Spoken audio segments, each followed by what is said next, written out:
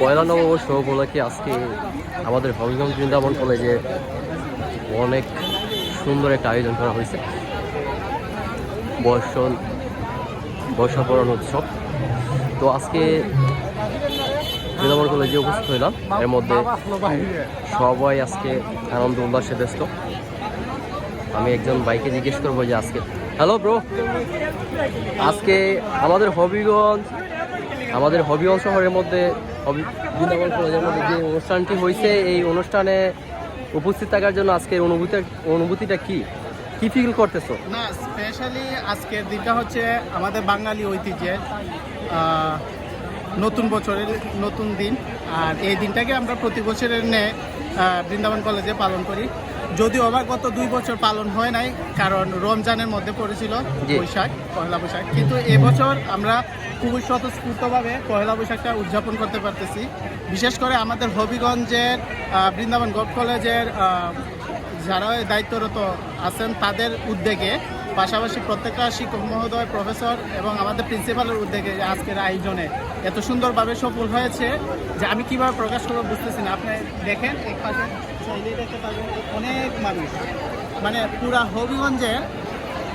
হবিগঞ্জে প্রায় বিভিন্ন জায়গা থেকে বিভিন্ন রকমের মানুষ এখানে এসেছে।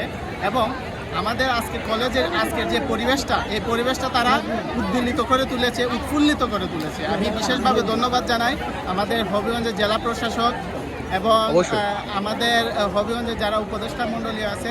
আরও বিশেষভাবে আমি ধন্যবাদ জানাই বৃন্দাবন কলেজের যারা দায়িত্বরত আছেন এই অনুষ্ঠানটা সফল করার জন্য যারা দায়িত্ব রয়েছে তাদেরকে ধন্যবাদ জানাই। আর আমি যদি আমার অনুভূতি শেয়ার করি তাহলে এখানে আজকে তোমার পার্সোনালি যে তোমার ব্যক্তিগত অনুভূতিটা এটা কি? আজকে আমার পার্সোনাল ব্যক্তিগত অনুভূতিটা হচ্ছে, আসলে আমি আসছিলাম এখানে বন্ধুদের সাথে মিট করতে, আবার আসছিলাম আজকের এই উদযাপনটা, এই নববর্ষের দিনটা মানুষের সাথে ভাগাভাগি করে উদযাপন করতে। তবে এসে অনেক ভালোই লাগছে।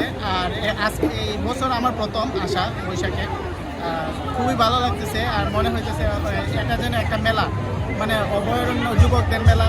এই হিন্দু মুসলিম নির্বিশেষে আজকে সবাই মিলিতভাবে একসাথে হইতো।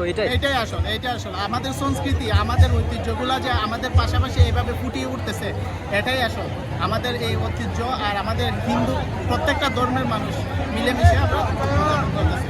ঠিক আছে, আমি আজকে বলতে চাই আজকের দিনটা আমি অবিস্মরণীয় হয়। তোমাকে অনেক ধন্যবাদ আজকে অনুভূতিটা শেয়ার করার জন্য। ইনশাল্লাহ আবার দেখা হবে। ধন্যবাদ।